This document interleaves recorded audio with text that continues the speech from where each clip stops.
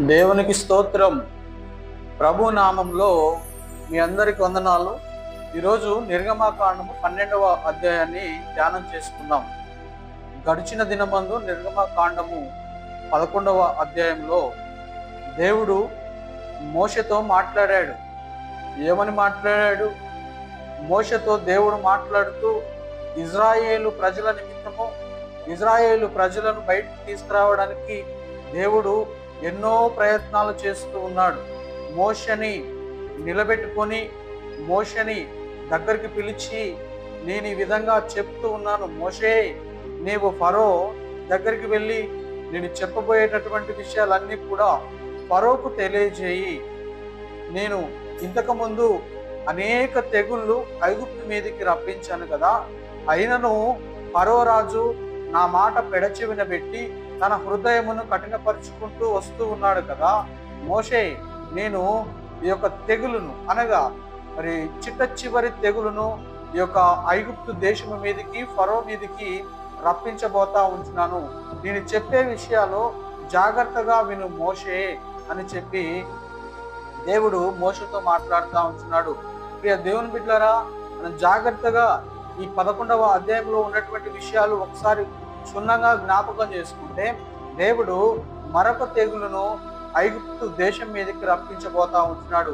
ఎందు నిమిత్తం అంటే ఫరో హృదయము అనేక మార్లు కఠినమైపోతా ఉంది. అనేక మార్లు ఫరో తన హృదయమును మార్చుకుంటూ ఉన్నాడు. శ్రమలలో, వేదనలో తనకు కలిగినటువంటి ఇరుకు ఇబ్బందిని బట్టి మోషేను పిలిపించుకొని ప్రార్థన చేయించుకుంటున్నాడు.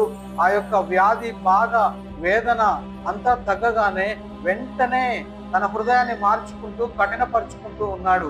ఇజ్రాయేలు ప్రజలను ఐగుప్తు దేశం నుండి మరి పంపివేయమని దేవుడు చెప్తుంటే, మోషే దేవుడు చెప్పినటువంటి మాటలన్నీ కూడా మోసుకొని ఫరో రాజుకు చెప్తా ఉన్నాడు. అయినను ఫరో తన హృదయాన్ని కఠినపరుచుకుంటూ మొదటి నుండి తను ఏది చేయాలో అదే చేస్తూ వస్తూ ఉంటున్నాడు. ప్రియ దేవుని బిడ్డలారా, ఎందుకు అలా ఫరో మారుతా ఉన్నాడు? ఆ ఇజ్రాయేలు ప్రజలను వెట్టి చాకిరీలకు గురి చేస్తూ వారితో మరి భయంకరమైనటువంటి బరువులతో కూడినటువంటి పనులను చేయించుకుంటూ ఫరో కాలాన్ని వెళ్ళబుచ్చుతూ ఉంటున్నాడు. ఎందు నిమిత్తం అనగా ఇజ్రాయేలు ప్రజలు కష్టపడి పనిచేసేవారు. వారు శక్తికి మించిన పనిని వారు చేస్తూ ఉంటున్నారు. అలాంటి ఇజ్రాయేలు ప్రజలను మరి ఫరో రాజు పంపించడానికి మాత్రం కూడా సముఖంగా లేడు, ఇష్టపడటం లేదు. ఏది ఏమైనప్పటికీ దేవుడు ఇజ్రాయేలు ప్రజల మీద ఒక ప్రణాళిక కలిగి ఉన్నాడు. ఇజ్రాయేలు ప్రజల మీద దేవుడు ఒక ప్రణాళిక కలిగి మోషేను మధ్యవర్తిగా ఏర్పాటు చేసుకొని తను నడిపించబోయేటటువంటి కనాను దేశానికి వారిని నడిపించాలని దేవుడు తీర్మానం తీసుకున్నాడు. ప్రియ దేవుని బిడ్డలారా, ఇజ్రాయేలు ప్రజల మీద దేవునికి ఉన్నటువంటి ఆ యొక్క ఆ ప్రేమను, మక్కువను బట్టి మరి మోషే కూడా దేవుని మాటలు వింటూ, దేవుడు ఏదైతే చెప్తూ ఉన్నాడో, దేవుడు ఏదైతే చేయమని చెప్తా ఉన్నాడో ఆ మాటలను జాగ్రత్తగా వింటూ మరి ఫరో రాజుకు తెలియజేస్తూ వస్తూ ఉంటున్నాడు. దేవుడు వాగ్దానం చేశాడు కదా, ఇజ్రాయేలు ప్రజలను నేను పాలు తేనెలు ప్రవహించేటటువంటి కనాను దేశానికి, మీ సొంత దేశానికి నేను మరలా మిమ్మల్ని తీసుకొస్తాను అని మొదటిలోనే అబ్రహాము మరి ఇస్సాకు, యాకోబు కాలంలోనే వాగ్దానం చేశాడు కదా. ఐగుప్తులో ఇజ్రాయేలు ప్రజలు ఎందుకు ఉండవలసి వచ్చింది? ఐగుప్తు ప్రాంతానికి ఎందుకు రావాల్సి వచ్చింది? మనం ఒకసారి జ్ఞాపకం చేసుకుంటే, ప్రియ దేవుని బిడ్డలారా, యాకోబు కరువు పరిస్థితిని బట్టి తనున్నటువంటి ఆ ప్రాంతంలో భయంకరమైనటువంటి కరువు ఉంది కనుక తనకు కలిగినటువంటి పిల్లలను తీసుకొని ఐగుప్తు ప్రాంతానికి వచ్చాడు. ముందుగానే తనకు పుట్టినటువంటి యోసేపు ఐగుప్తు ప్రాంతంలో రాజుగా మరి అధికారం చెలాయిస్తూ ఉన్నప్పుడు మరి యాకోబు కరువు కాలములో ఆ దేశంలో కరువు కారణంగా ఐగుప్తు దేశానికి మరి వచ్చేటటువంటి పరిస్థితులు ఏర్పడ్డాయి. ప్రియ దేవుని బిడ్డలారా, అలాగూ ఐగుప్తు దేశంలో ఇజ్రాయేలు ప్రజలు జనాంగముగా ప్రబలారు. ఇజ్రాయేలు ప్రజలు గొప్ప జనాంగముగా ఆ ఐగుప్తు ప్రాంతములో ప్రబలారు. ఐగుప్తు ప్రాంతంలో ఉన్నటువంటి ప్రజల కంటే అత్యధికముగా ఇజ్రాయేలు ప్రజలు విస్తరించారు. దానిని బట్టి మరి దేవుడు ఆ ఐగుప్తు ప్రాంతంలో ఉన్నటువంటి వారిని, మరలా వారు చేస్తున్నటువంటి పనిని, వారు పడుతున్నటువంటి శ్రమను, వారు పడుతున్నటువంటి వేదనను, బాధలను, ఫరో వారిని ఆ వేదనకు గురి చేస్తున్నటువంటి ఆ పరిస్థితులను గమనించి దేవుడు మోషేను ఏర్పాటు చేసుకొని వారిని మెల్లగా మరి తాను ఏర్పాటు చేసినటువంటి వారి యొక్క సొంత దేశానికి దేవుడు పంపించాలని అనేక మార్లు ఐగుప్తు దేశం మీదకి తెగుళ్ళు రప్పించాడు. ఎన్ని తెగుళ్ళు రప్పించినప్పటికీ, ఎన్నిసార్లు ఫరోను శోధించినప్పటికీ, ఆ దేశంలో ఉన్నటువంటి ప్రజలను ఆ భయభ్రాంతులకు గురి చేసినప్పటికీ కూడా ఫరో ఏమాత్రం కూడా లొంగలేదు. ఇజ్రాయేలు ప్రజలను పంపించడానికి ఏమాత్రం కూడా ఆయన సముఖంగా లేడు. ఒకసారి పంపిస్తానంటాడు, ఒకసారి నేనెందుకు పంపించాలంటాడు. దేవుడు కలుగజేసినటువంటి తెగులును బట్టి, దేవుడు పంపించినటువంటి తెగులును బట్టి, ఆ తెగులు ఆ దేశం మీద కమ్ముకొనగానే ఆ చూసినటువంటి ఆ తెగులును మరి భరించిన తర్వాత, నష్టము వాటిల్లిన తర్వాత మరి మోషేను పిలిపించుకోవడము, నేను ఈసారి నీ ప్రజలను మరి పంపిస్తాను, నీ దేవునికి మొక్కి రావడానికి నేను పంపిస్తాను అని చెప్పడము, ఆ యొక్క తెగులు వారిని విడిచిపెట్టి దేశాన్ని విడిచిపెట్టి పోగానే దేవుడు మరి మోషేను ఏర్పాటు చేసుకున్నాడు కదా. మోషే మధ్యవర్తిగా ఉంటూ ఫరో దగ్గరికి వెళ్ళి ఆ మాటలు చెప్తూ ఉన్నప్పుడు, మోషే నా దేశం మీదకి తెగులు వచ్చింది, నేను నీ ప్రజలను పంపిస్తాను, నీవు ఈ యొక్క తెగులును నా దేశము నుండి పోయేటట్లు నీ దేవునికి వేడుకో, నీ దేవునికి ప్రార్థన చేయి మోషే, నేను నీ ప్రజలను పంపిస్తాను మోషే అని ఫరో రాజు చెప్పినప్పుడల్లా మోషే మరి ప్రార్థన చేస్తూ ముందుకెళ్ళాడు. ప్రార్థన చేస్తూ ముందుకెళ్ళినప్పుడు ఆ యొక్క సమయంలో ఆ తెగులు తగ్గిపోగానే ఫరో హృదయం వెంటనే కఠినమైపోయేది, ఫరో హృదయం వెంటనే బండబారిపోయేది. ఫరో హృదయము కఠినపరుచుకుంటూ మరలా తన మనసును మార్చుకొని మరి అన్యాయాన్ని చేసేవాడు, అక్రమము చేసేవాడు, అబద్ధములు ఆడేవాడు. అలా తన హృదయాన్ని కఠినపరుచుకుంటూ ఫరో ముందుకెళ్ళాడు. ప్రియ దేవుని బిడ్డలారా, 11వ అధ్యాయానికి వచ్చేసరికి దేవుడు తన కోపాన్ని రగుల్చబోతా ఉంటున్నాడు. తన భయంకరమైనటువంటి ఆ కోపాన్ని ఐగుప్తీల మీద, ఫరో రాజు మీద చూపించాలని తీర్మానం తీసుకున్నాడు. తెగులు రాబోతుంది మోషే, నీవు వెళ్ళి ఫరోతో చెప్పు, ఇది చిట్ట చివరి తెగులు. ఆ దేశములో ఉన్నటువంటి ఆ యొక్క ప్రాంతంలో నివసిస్తున్నటువంటి ఆ తొలిచూలు పిల్లలందరూ కూడా మరణిస్తారు. ఆ యొక్క సేవకులు ఉన్నారు కదా, ఫరో కింద ఉన్నటువంటి సేవకులు, ఫరోతో సహా ఆ దేశంలో ఉన్నటువంటి ప్రజల యొక్క తొలిచూలు పిల్లలు, మొట్టమొదటి సంతానము మరణించబోతా ఉంది. మోషే, నీవు వెళ్ళి ఈ విషయాన్ని ఫరోతో తెలియజేయని చెప్పి మోషేతో చెప్పాడు. జంతువులలో, ఆ యొక్క పశువులలో మొదటి తొలిచూలు సంతానము మరణించబోతా ఉంది. నీవు ఎంత చెప్పినా వినట్లేదు, నీ హృదయం బండబారిపోయింది, నీ హృదయం కఠినపరుచుకుంటా ఉన్నావు. నీ అవసరానికి నీవు నన్ను పిలిపించుకొని ప్రార్థన చేసుకొని అవసరం తీరాక మాట మారుస్తూ నా ప్రజలను పంపించట్లేవు కదా రాజా. ఈసారి దేవుడు విడిచిపెట్టడు, దేవుడు ఏమాత్రం కూడా విడిచిపెట్టడు. భయంకరమైనటువంటి తెగులు నీ దేశం మీదకి రప్పించబోతున్నాడు రాజా. నా మాట వినండి, నా మాట ఈసారైనా వినండి రాజా. నా ప్రజలను నాతో కూడా పంపించండి. యెహోవా దేవుడు మాట్లాడుతున్నాడు. ఇజ్రాయేలు ప్రజల పక్షాన ఆయన యుద్ధం చేయబోతా ఉంటున్నాడు. నా ప్రజలను ఈసారైనా ఆ యొక్క బానిస సంఖ్యల నుండి నా ప్రజలను బయటికి పంపించు రాజా. దేవునికి వారు మొక్కుబళ్ళు చెల్లించాలి, దేవునికి వారు ప్రార్థించాలి, దేవుని ఎడల వారు సాగిలపడి బలులు అర్పించాలి. దేవుడు వారిని ఏర్పాటు చేసుకున్నాడు రాజా. నాతో పాటు వారిని పంపించండి. ఎన్ని మార్లు మోషే బ్రతిమలాడినప్పటికీ కూడా ఫరో తన హృదయాన్ని కఠినపరుచుకొని ముందుకెళ్తా ఉంటున్నాడు. ప్రియ దేవుని బిడ్డలారా, ఫరో హృదయము భయంకరముగా కఠినమైపోయింది. ఫరో హృదయము కఠినముతో కూడుకొని ఫరో ముందుకెళ్తా ఉంటున్నాడు. దేవుడు చెప్పిన ఆ మాటలను పెడచెవిన పెట్టి తన ఇష్టానుసారమైనటువంటి ఆ ప్రవర్తనతో ముందుకెళ్తా ఉంటున్నాడు. కనుక ప్రియ దేవుని బిడ్డలారా, ఆ తెగులు చేత ఆ యొక్క భయంకరమైన తెగులును ఐగుప్తు ప్రాంతానికి రప్పించాలని దేవుడు చూశాడు. ఆ సమయము రానే వచ్చింది. ఎన్ని తెగులులు పంపించాడు, ఎన్ని మార్లు ఫరో మీదికి మరి దేవుడు అనేక ఆశ్చర్య కార్యాలు, సూచక క్రియలు ఎన్ని చేయలేదు. అన్ని చేసినప్పటికీ కూడా ఫరో వారిని పంపిస్తానంటాడు, పంపించను, ఏం చేస్తావో చేసుకో అంటాడు.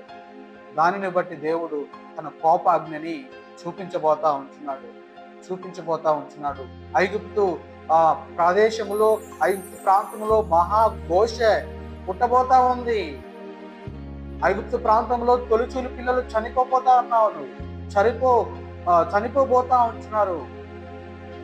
దేవుని బిడ్డలారా, మరి అలాగూ దేవుడు ఫరో మీదికి కోపాగ్నిని చూపించాలని తీర్మానం చేసుకున్నాడు. 12వ అధ్యాయాన్ని ఒకసారి మనం జ్ఞాపకం చేసుకుందాం.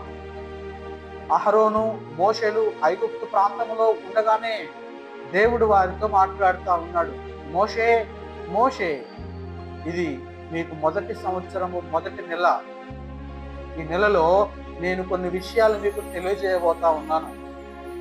నేను కొన్ని అమూల్యమైనటువంటి విషయాలను నీకు చెప్పబోతా ఉన్నాను, జాగ్రత్తగా విను. ఈ సంవత్సరము మొదటి నెల 10వ దినమందు ఇజ్రాయేలు ప్రజలందరూ కూడా కుటుంబముతో కూడుకోవాలి.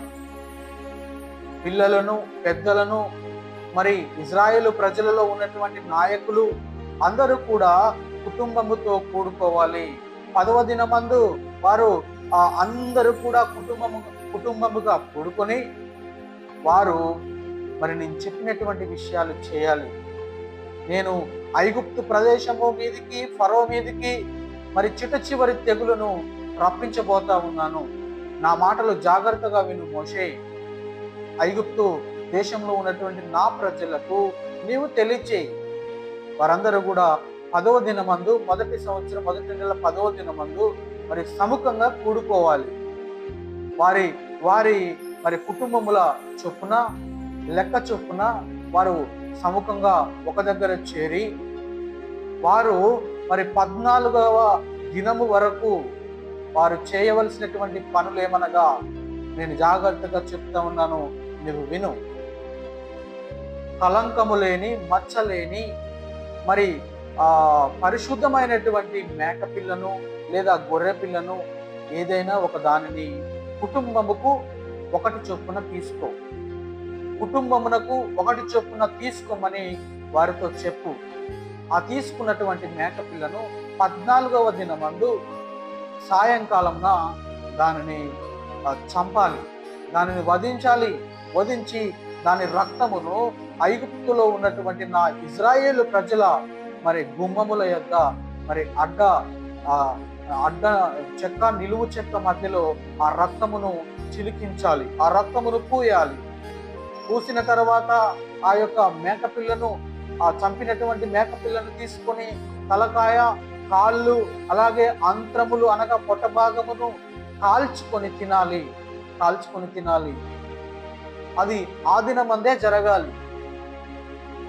దానిని ఖచ్చితంగా చేయాలి. మోషే, అది నాకు పస్కా పండుగ, అది నాకు పస్కా, మీరు ఆచరించవలసినటువంటి పస్కా బలి. ఆ కలంకము లేని, మచ్చలేని పరిశుద్ధమైనటువంటి ఆ యొక్క గొర్రె పిల్లలైనను, మేక పిల్లలైనను తీసుకొని దానిని చంపి దానిని కాల్చుకొని తినాలి. ఆ యొక్క ఆ సాయంకాలం మొదలుకొని ఉదయకాలం వరకు దానిలో దేనినైనా మీరు మిగిలించవద్దు అని చెప్పు. ఏమాత్రం కూడా మిగిలించకుండా, ఒకవేళ మిగిలితే దాన్ని కాల్చివేయాలి.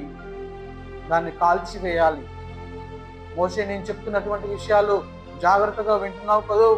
నా ఇజ్రాయేలు ప్రజలకు ఈ విషయాలన్నీ కూడా చెప్పు. వారు క్రమముగా నేను చెప్పేటటువంటి ఆ యొక్క ఆచరణలను ఖచ్చితంగా ఆచరించాలి. ఒక కట్టడగా వారు సంచారం చేస్తున్నప్పుడు, వారు బయటికి వచ్చిన తర్వాత వారు ఖచ్చితంగా దాన్ని ఆచరించాలని చెప్పి మోషేకు తెలియజేశాడు. 7 రోజులు 7 రోజులు ఆ యొక్క పస్కా పండుగను ఆచరించాలి. మొదటి దినము, చిట్ట చివరి దినము మరి పులియని రొట్టెల పండుగను మీరు ఆచరించాలి. పులిసినదేది కూడా మీ ఇళ్లలో ఉండడానికి వీల్లేదు. అది అపరిశుద్ధము, అది పరిశుద్ధము కాదు. ఇజ్రాయేలు ప్రజలందరూ కూడా ఈ విషయాలు జాగ్రత్తగా జ్ఞాపకం పెట్టుకోవాలి. మోషే, నేను చెప్పబోయేటటువంటి విషయాలు జాగ్రత్తగా విని ఇజ్రాయేలు ప్రజలతో మాట్లాడు. మోషే, నేను భయంకరమైనటువంటి తెగులు ఐగుప్తు ప్రదేశం మీదకి రప్పించబోతా ఉంటున్నాను మోషే అని చెప్పి దేవుడు మాట్లాడాడు. ప్రియ దేవుని బిడ్డలారా, అలా దేవుడు చెప్పినటువంటి విషయాలన్నీ కూడా మోషే తీసుకెళ్ళి ఇశ్రాయేలు ప్రజలను, నాయకులను, పెద్దలను సమకూర్చి, మీరు మరి కలంకము లేనటువంటి ఒక లేత మేకపిల్లను, గొర్రెపిల్లను తీసుకుని మీ గుమ్మములకు రక్తము పూసి ఆ యొక్క మిగిలినటువంటి ఆ మేకపిల్లను తలను, కాళ్ళను కాల్చి, అంతరములను కాల్చి తినాలి. ఏమాత్రము కూడా దానిని మీ యొద్ద ఉంచుకొనవద్దు. తెల్లవారేసరికి దానిని ఆ ప్రదేశంలో ఉంచకూడదు. దానిని పూర్తిగా తినాలి. ఒకవేళ మిగిలినట్లయితే దాన్ని కాల్చివేయాలి, గుంటలో తీసి దాన్ని పూడ్చిపెట్టాలని చెప్పి ఆ మోషే దేవుడు తెలియజేసినటువంటి విషయాలన్నీ కూడా ఇజ్రాయేలీయులకు తెలియజేశాడు. ప్రియా దేవుని బిడ్డలారా, కూచా తప్పకుండా దేవుడు ఏదైతే చేయమన్నాడో, ఏదైతే చేయకూడదని మోషేతో చెప్పాడో ఆ విషయాలన్నీ కూడా మోషే తీసుకెళ్లి ఇజ్రాయేలు ప్రజలందరికీ కూడా చెప్పాడు. ఆ దినము రానే వస్తా ఉంది. ఆ దినము రానే వచ్చింది. వారు మేకపిల్లను తీసుకున్నారు. వారు సమాజముగా కుటుంబముల లెక్కల చొప్పున వారందరూ కూడా కూడుకున్నారు. ఇంటికి ఒక మేకపిల్లను తీసుకున్నారు. ఆ మేకపిల్లను ఆ 14వ దినమందు దానిని వధించారు, చంపారు. ఆ రక్తమును తీసి వారి గుమ్మములకు పూసుకున్నారు. ఆ మిగతా భాగం అంతా కూడా కాల్చుకొని వారు తిన్నారు. ప్రియ దేవుని బిడ్డలారా, తిన్న తర్వాత వారు మరి ఆ ఐగుప్తు ప్రదేశం నుండి మరి బయటికి వెళ్ళవలసినటువంటి సమయం దగ్గర పడతా ఉంది. దేవుడు వారు ఆచరణగా చేసినటువంటి ఆ పనులను చూస్తా ఉన్నాడు. దేవుడు గమనిస్తా ఉన్నాడు. ప్రతిదీ కూడా దేవుడు చూస్తూ ఉన్నాడు. వారు ఎలాగూ ప్రవర్తిస్తా ఉన్నారు, ఎలా ఉన్నారు అనేటటువంటి విషయాలన్నీ కూడా దేవుడు గమనిస్తూనే ఉన్నాడు. మోషే వారికి చెప్పి మరి ఆ మోషే దేవుని యొక్క మరి ఉగ్రత కొరకు ఎదురు చూస్తూ ఉన్నాడు. దేవుడు తీసుకురాబోయేటటువంటి ఆ తెగులు కొరకు ఎదురు చూస్తూ ఉన్నాడు. వారు అలాగూ చేసి మరి ఐగుప్తు ప్రాంతం నుండి వెళ్ళడానికి మరి సముఖంగా సిద్ధముగా ఉన్నారు. కనుక ప్రియ దేవుని బిడ్డలారా, దేవుని ఉగ్రత రానే వచ్చింది ఐగుప్తు మీదికి. ఆ రాత్రి అనగా ఆ మధ్యరాత్రి వేళ దేవుడు మరి తన ఉగ్రతను తీసుకొచ్చాడు. దేవుడు ఆ యొక్క ఐగుప్తు ప్రాంతంలో ఉన్నటువంటి ఫరో మొదలుకొని చెరసాలలో ఉన్నటువంటి ఖైదీ యొక్క మరి తొలుసూలు సంతానము మరణించింది. ఆ దేశంలో ఉన్నటువంటి ప్రతి తొలుచూలు అనగా మొట్టమొదటి సంతానము మరణించింది. ఐగుప్తు ప్రాంతంలో మహాఘోష పుట్టింది. ఆ ఘోషే ఇంతకు ముందు రాలేదు, ఇక మీదట రాదు అని దేవుడు చెప్పినట్టుగా వారు మరి శవము లేని ఇల్లు ఆ ఐగుప్తు ప్రాంతంలో ఏ ఒక్కటి కూడా లేదు. దేవుడు వచ్చాడు, ఇజ్రాయేలు ప్రజలను వారి యొక్క గుమ్మములను చూశాడు. వారు ఎవరు కూడా బయటకు రావద్దని మోషేతో చెప్పినప్పుడు మోషే వారికి తెలియజేశాడు. వారెవ్వరు కూడా వారి ఇళ్లలో నుంచి బయటకు రాలేదు. వారి యొక్క ఇళ్లను దాటుకుంటూ వెళ్ళి ఐగుప్తులో ఉన్నటువంటి ఆ యొక్క ఫరో సేవకుల మొదటి సంతానాన్ని, అలాగే ఫరో దేశంలో ఉన్నటువంటి ఆ యొక్క మొదటి సంతానాన్ని చంపివేశాడు. తెల్లవారేసరికి ఆ యొక్క దేశంలో మహాఘోష పుట్టింది. ప్రియ దేవుని బిడ్డలారా, దేవుడు తను అనుకున్నటువంటి పనిని ఖచ్చితముగా నిశ్చయముగా దేవుడు ఐగుప్తు ప్రాంతం మీదకి తెగులు రప్పించి మరి ఆ యొక్క ఫరోతో దేవుడు మాట్లాడుతూ ఉంటున్నాడు. దేవుడు మాట్లాడుతూ ఉన్నప్పుడు మోషేని ఫరో పిలిపించి, మోషే త్వరగారా, ఇప్పుడు నీ యొక్క జనాంగాన్ని వెంటనే ఆలస్యం చేయకుండా నీ జనాంగాన్ని తీసుకెళ్ళు, నా కొరకు వేడుకో, నీ దేవుణ్ణి, నా యొక్క పరిస్థితిని గురించి నీ దేవుని దగ్గర మరి ప్రార్థన చెయ్యి అని చెప్పి మోషేని పిలిపించాడు. మోషేని పిలిపించి మాట్లాడుతూ ఉన్నాడు. త్వరపడి ఈ ఐగుప్తు ప్రాంతం నుండి మీరు త్వరగా వెళ్ళిపోవాలి. ఇక్కడ మీరు ఏమాత్రం కూడా ఉండవద్దు. ఈ మహాఘోషే భయంకరమైనటువంటి వేదనను నేను చూడలేను. మోషే త్వరగా వెళ్ళిపో అని చెప్పి అప్పుడు ఫరో హృదయం మెత్తబడింది. భయంకరమైనటువంటి ఆ పరిస్థితిని చూసినప్పుడు ఫరో హృదయము చెలించిపోయింది. ఆ వేదన, ఆ భయంకరమైనటువంటి ఆ బాధను చూసి ఆ ఫరో హృదయము, ఆ బండబారిపోయినటువంటి కఠినమైన హృదయము మెత్తబడిపోయింది. అప్పుడు అంటాడు, మోషే నీ ప్రజలను తీసుకొని ఆలస్యం చేయకుండా వెళ్ళిపో. ఈ దేశంలో భయంకరమైనటువంటి ఘోష వినబడతా ఉంది. ప్రతి ఇంటిలో శవము, వారి ఏడుపులు నా చెవుల పడి నేను భరించలేకపోతా ఉన్నాను. నా హృదయం తట్టుకోలేకుండా ఉంది. మోషే మీరు అందరూ కూడా వెళ్ళిపోండి ఇక్కడి నుంచి అని చెప్పి మరి ఫరో రాజు ఆజ్ఞ ఇచ్చాడు. ఫరో ఆజ్ఞ ఇచ్చాడు. ప్రియా దేవుని బిడ్డలారా, దేవుడు తను అనుకున్నటువంటి పనిని ఖచ్చితంగా ఇక్కడ నెరవేరుస్తూ ఉంటున్నాడు. దేవుడు మోషేతో మాట్లాడాడు కదా, మీరు చేయవలసినటువంటి పనులు జాగ్రత్తగా చేయండి. ఈ దినమందు ఈ యొక్క బానిస సంఖ్యల నుండి మీరు విడిపింపబడతా ఉంటున్నారు. దేవుడు మిమ్మల్ని విడిపించబోతా ఉంటున్నాడు. ఈ యొక్క ప్రదేశం నుండి మీరు వెళ్ళి దేవుడు చూపించేటటువంటి ప్రదేశానికి వెళ్ళాలి. త్వరపడండి. నేను చెప్పే మాటలు జాగ్రత్తగా విని మీరు చేయవలసినటువంటి పనులు జాగ్రత్తగా చేయండి అని చెప్పాడు కదా. వారు అదే విధముగా మోషే చెప్పినట్లుగానే చేశాడు. మీరు పస్కా పండగను ఆచరించాలి. పులియని రొట్టెల పండగను మీరు ఇది మొదలుకొని మీరు ఆ ప్రాంతానికి వెళ్ళేంత వరకు మీరు అక్కడ కూడా ఆచరించాలి. ఇది దేవుని యొక్క కట్టడ, దేవుని యొక్క విధి. దేవుడు నాతో చెప్పాడు. మీరు ఖచ్చితంగా మరి పులియని రొట్టెల పండుగను మీరు ఖచ్చితంగా ఆచరించాలని దేవుడు మోషేతో తెలియజేసినట్లుగా వారు ఆచరిస్తూ వారు చేస్తూ వచ్చారు. ప్రియ దేవుని బిడ్డలారా, మీ సంతానములో పుట్టినటువంటి పిల్లలు ఇదేంటి ఈ ఆచారము, ఇలా చేస్తున్నారేంటి అని ఒకవేళ మిమ్మల్ని అడిగితే, మరి దేవుడు ఐగుప్తు ప్రాంతము నుండి మమ్మల్ని విడిపించినటువంటి దినము గనక దీనిని ఖచ్చితంగా ఆచరించాలి. 7 దినములు పని చేయాలి. మొదటి దినమందు మరి 7వ దినమందు దేవుని సంఘములో కూడుకోవాలి. ఆ యొక్క పులియని రొట్టెల పండుగను ఆచరించాలి. పులిసినది ఏది కూడా మీ ఇళ్లలో ఉండకూడదు. అది కంపు కొడుతుంది. దేవునికి అది మరి పరిశుద్ధమైనది కాదు, అది అపరిశుద్ధమైనది. ఈ విధంగా దేవుడు మోషకు తెలియజేసినట్టు మోషే వెళ్ళి వారికి తెలియజేశాడు. దేవుని బిడ్డలారా, వారు ఆ యొక్క ఐగుప్తు ప్రాంతం నుండి వారు బయలుదేరే టైంకు వారు 416 సంవత్సరాలు ఐగుప్తు ప్రాంతంలో బానిసలుగా ఉన్నారు. 416 సంవత్సరాలు ఫరో వారిని వేధించాడు, వారిని బాధ పెట్టాడు, వారిని శ్రమలకు గురి చేశాడు, వారిని భయంకరంగా కొట్టాడు. బానిస సంఖ్యల నుండి వారు మరి ఆ దినమందు విడిపించబడ్డారు. 416 సంవత్సరాలు అక్కడ నివాసం ఏర్పరచుకొని ఫరో కింద బానిసలుగా బ్రతికారు. వారి యొక్క సంఖ్య ఎంతో తెలుసా? ప్రియ దేవుని బిడ్డలారా, వారి యొక్క సంఖ్య విజృంభించింది, విస్తరించింది. వారు రమారమి, వారు 6 లక్షల మంది. వారు ప్రయాణమైపోయే సమయానికి వారి యొక్క జనాంగము 6 లక్షల మంది, 6 లక్షల మందిగా విస్తరించి ఉన్నారు. పిల్లలను పక్కన పెడితే వారి యొక్క పెద్దవారే 6 లక్షల మంది, 6 లక్షల మంది జనాంగం ఉన్నారు. వారు పశువులతో, జంతువులతో వారు కలిగినటువంటి యావదాస్తిని మరి వారు సిద్ధం చేసుకొని ఐగుప్తు ప్రాంతం నుండి బయలు వెళ్ళడానికి సిద్ధంగా ఉన్నారు. వారు బయలుదేరడానికి సిద్ధంగా ఉన్నారు.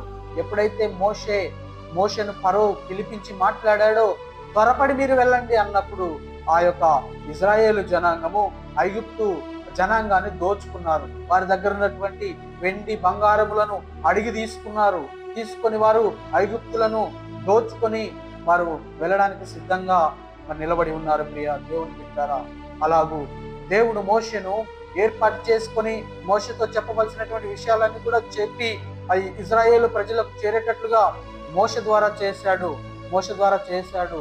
వారు అందరూ కూడా మరి 416 సంవత్సరాలు అక్కడ నివాసం ఏర్పరచుకుని అక్కడ బ్రతికి వారు ఆ దినమందు మరి కనాను ప్రాంతానికి బయలుదేరడానికి సిద్ధంగా ఉన్నారు. సుమారుగా 6 లక్షల మంది మోషే వారిని తీసుకొని వెళ్ళడానికి సిద్ధంగా ఉన్నాడు. దేవుని బిడ్డలారా, 12వ అధ్యాయంలో దేవుడు చేసినటువంటి ఈ అద్భుతమైనటువంటి ఆశ్చర్యకార్యమైనటువంటి ఈ విషయాన్ని బట్టి మనం దేవాతి దేవుణ్ణి స్తుతించాలి. దేవుని నామానికి మహిమ కలుగును గాక. తాను చెప్పినటువంటి పని సంపూర్తి చేశాడు. ఆ ఐగుప్తు ప్రదేశంలో తెగులు రప్పించి ప్రజలను బయటికి తీసుకొచ్చాడు. దేవుని బిడ్డలారా, ప్రజలను బయటికి తీసుకొచ్చాడు. వారు చేయవలసినటివి, వారు ఏదైతే చేయకూడదో ఆ విషయాలన్నీ కూడా దేవుడు మోషేతో చెప్పించాడు. దేవుడు మోషేతో మాట్లాడాడు. అదే విధముగా మోషే వెళ్ళి వారితో చెప్పి, వారితో మాట్లాడి, మీరు ఈ విధంగా ఉండాలి, మీరు ఇలా బ్రతకాలి అని చెప్పి మోషే వారితో చెప్పినట్టుగా లేఖనాలలో వ్రాయబడి ఉంది. కనుక ప్రియ దేవుని బిడ్డలారా, ఈ విషయాలన్నీ కూడా దేవుడు మరి 12వ అధ్యాయంలో రాయించి పెట్టాడు. దేవుడు రాయించి పెట్టాడు. మరి ఇజ్రాయేలు ప్రజలు ముందు ఎలా మరి ముందుకెళ్లాలో, వారు దేవుణ్ణి ఎలా సేవించాలో, వారు దేవుణ్ణి ఎలా స్తుతించాలో, ఎలా పస్కా పండుగను ఆచరించాలో, పులియని రొట్టెల పండుగను ఎలా ఆచరించాలో, ఏది కట్టడగా ఏర్పరచుకోవాలో మరి సమస్తము కూడా మోషే ద్వారా దేవుడు వారికి తెలియజేస్తూ ముందుకెళ్ళాడు. కనుక ప్రియ దేవుని బిడ్డలారా, ఈ అధ్యాయములో మరి దేవుడు ఇజ్రాయేలు ప్రజలను బానిస సంఖ్యల నుండి మరి వారిని విడిపించాడు. అదే దినమందు వారు మరి ఐగుప్తు ప్రాంతాన్ని విడిచిపెట్టి వారు మరి కనాను ప్రాంతానికి బయలుదేరి వారు సంతోషముతో ముందుకు కొనసాగుతూ ఉన్నట్లుగా మనం లేఖనాల్లో పరిశీలన చేయవచ్చు. కనుక దేవుడు మాట్లాడినటువంటి ఈ మాటలను బట్టి, ఈ విషయాలను బట్టి మనము కూడా మన హృదయాలకు అన్వయించుకోవాలి. ఇంకెన్నాళ్ళు ఈ శ్రమలు, ఎన్నాళ్ళు మేము ఈ వేదనలు భరించాలి, ఈ బాధలను భరించాలి, ఈ శ్రమల నుంచి మేము ఎప్పుడు బయటపడతామో, దేవుడు మమ్మల్ని ఎప్పుడు విడిపిస్తాడో, దేవుడు మమ్మల్ని ఎప్పుడు ఈ సంఖ్యల నుంచి విడిపించి తను మరి చెప్పినటువంటి ఆ చోటికి పంపిస్తాడో అని చెప్పి ఇజ్రాయేల్ ప్రజలు ఎన్నో మార్లు అనుకుని వారి మనసులో ఉండవచ్చు. వారి మనసుల్లో ఈ విషయాలన్నీ కూడా వారి మనసులో ఉండవచ్చు. అయినను వారు ఒక దినము కొరకు ఎదురు చూశారు. మరి ఆ యొక్క ఫరో దగ్గర బానిసలుగా వారు పనిచేశారు. ఎన్నో మార్లు దేవుడు వారిని విడిపించాలని, దేవుడు వారిని బయటికి తీసుకురావాలని ఎన్నో మార్లు మరి దేవుడు అనేక అద్భుత ఆశ్చర్య కార్యాలు చేయలేదా? ఇజ్రాయేల్ ప్రజల నిమిత్తము దేవుడు మోషేను ఏర్పాటు చేసుకుని ఎన్నో కార్యాలు చేయలేదా? మనం అనుకుంటాం, నాకు ఎన్నాళ్ళు ఈ శ్రమలు, నేను ఇంకా భరించాలి, ఎప్పుడు మరి నేను అనుకున్నది నా జీవితంలోకి వస్తుంది, ఎన్నాళ్ళు దేవుడు నన్ను ఈ విధంగా పరీక్షిస్తాడు అని నేను అనుకుంటూ ఉన్నట్లయితే, దేవునికంటూ ఒక దినం ఉంది. దేవుడు తన మనసులో తను అనుకున్నటువంటి పనిని చేయడానికి మెల్లమెల్లగా తన పనిని చేసుకుంటూ వస్తాడు. మనము నిరీక్షణతో, ఓపికతో దేవుడు చేయబోయేటటువంటి ఆ కార్యాల నిమిత్తము ఎదురు చూస్తూ, ఆయన వైపు చూస్తూ ముందుకు కొనసాగాలే తప్ప దేవుని పైన నిందలు వేస్తూ, దేవుణ్ణి మరి చూసి కోపగించుతూ, దేవుని మీద అలిగి దేవుణ్ణి స్తుతించకుండా లోక సంబంధమైనటువంటి విషయాల్లో మనము పాలు పంచుకోకుండా ఉండాలని నేను ప్రభు పేరట జ్ఞాపకం చేస్తా ఉన్నాను. ఇజ్రాయేలు ప్రజలు 416 సంవత్సరాలు ఐగుప్తులో బానిసలుగా ఉన్నారు. వారి హృదయాల్లో ఎంత గొనుక్కొని సనుక్కొని ఉండవచ్చు. మోషే అంట మమ్మల్ని విడిపించడానికి వచ్చాడంట, ఇంకెప్పుడు విడిపిస్తాడు, మాకు ఈ బానిస బ్రతుకు తప్పదు, ఇంకా మాకు ఈ యొక్క బానిస సంఖ్యలు మమ్మల్ని విడిపించేవారెవరు? మోషే వచ్చాడు, ఏదో చెప్తూ ఉన్నాడు, మరి మిమ్మల్ని వెళ్ళగొడతానని చెప్తా ఉన్నారు, అయినను మమ్మల్ని ఈ ప్రదేశం నుంచి విడిపించేవారు లేరు, మమ్మల్ని ఈ ప్రదేశం నుంచి బయటకు తీసుకుపోయేవారు లేరు. మేము మా కష్టము చేస్తూ, మా యొక్క నష్టమును భరిస్తూ, మేము ఆ ఫరో కింద ఇదే విధంగా బానిసలుగా బ్రతికి చనిపోవాలేమో అని చెప్పి వారు అనుకోలేరా? ఇప్పుడున్నటువంటి మనము కూడా అదే పరిస్థితుల్లో గుండా వెళతా ఉన్నామేమో. అప్పుల ఊబిలో నుండి, అలాగే అనేక శ్రమల నుండి, అనారోగ్య పరిస్థితుల నుండి దేవుడు మమ్మల్ని ఎప్పుడు విడిపిస్తాడు, ఇక దేవుడు మమ్మల్ని విడిపించడేమో, దేవుడు మమ్మల్ని చూడడేమో, దేవుడు మమ్మల్ని విడిచిపెట్టాడేమో అని నీవు అనుకుంటున్నావా? ప్రియ సహోదరుడా, సహోదరి, ఒక దినము రాబోతా ఉంది. దేవుడు నిన్ను చూస్తూ ఉన్నాడు, ప్రతిదీ కూడా గమనిస్తూ ఉన్నాడు. దేవుడు మార్గమును సరళం చేయడానికి ఆయన ఒక ప్రణాళిక చొప్పున దేవుడు వస్తా ఉంటున్నాడు. వచ్చేంత వరకు నీవు ఓపిక పట్టి మరి ఎదురు చూసేటటువంటి ఆ యొక్క ఓపిక నీకుందా? అలా ఉండాలని నేను ప్రభుపేట మనవి చేస్తున్నాను. ఇశ్రాయేలు ప్రజలను ఎట్టకేలకు దేవుడు విడిపించలేదా? దేవుడు ఖచ్చితంగా విడిపించాడు. ఆ పాలు తేనెలు ప్రవహించేటటువంటి దేశానికి వారిని తీసుకుపోవడానికి దేవుడు చూస్తూ ఉన్నాడు. కనుక నీ జీవితంలో అనేక శ్రమలు, ఇరుకు, ఇబ్బందులు మరి చోటు చేసుకుంటూ ఉన్నట్లయితే నీవు కూడా ఓపికతో ఎదురు చూస్తూ ముందుకు కొనసాగాలని నేను ప్రభుపేట మనవి చేస్తూ, దేవుడు మాట్లాడినటువంటి మాటలను బట్టి మరి నేను జ్ఞాపకం చేస్తూ ఈ నా మాటలు ముగిస్తా ఉంచున్నాను. దేవుని నామానికి మహిమ కలుగును గాక. ఆమేన్, ఆమేన్, ఆమేన్.